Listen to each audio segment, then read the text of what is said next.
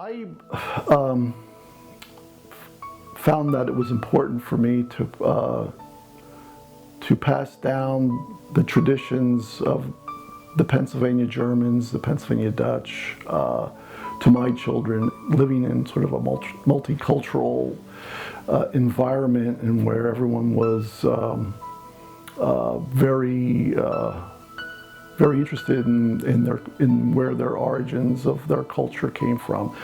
And then I met my wife, Rachel. I think she was also searching at that time for her tradition, her culture that sometimes gets overlooked. I had been doing art for about 15 years when I met Hunter, and it was beautiful, and I felt like I was talented, but there wasn't a real connection to it personally for me, even though I was doing like personal narrative work, but it didn't feel like a connection. And when I started doing folk art, I felt like an extra level of connectedness to my work. So it felt like I was not only making work for myself, but making work for my ancestors, and also making work for folk that are contemporary Pennsylvania Dutch people. It felt like a calling for me to continue this tradition and put my own spin on it and use what I had learned so much in fine art. So this has been a journey for me, and I'm still on it and really enjoying it.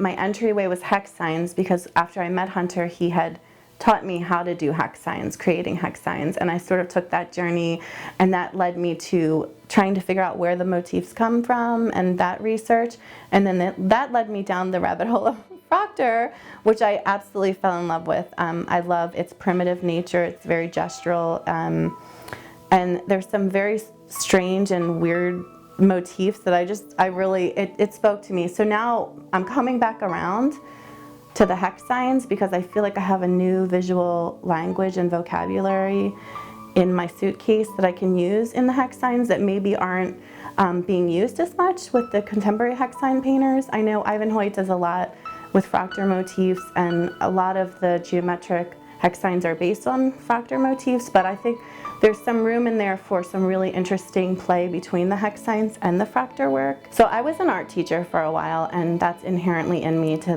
want to educate people. And what I found was when I left my classroom, my vending events became my new classroom. So I take every opportunity I can when somebody asks me a question about the work or asks me a question about the culture, I take the time to sit and chat with them and ask them their experience, and we have a really nice exchange. And I just love doing vending events because I love to hear their stories and hear their reaction to my work. So it's kind of a nice way to gauge if you're actually reaching the people and if they're getting what you're trying to put out there.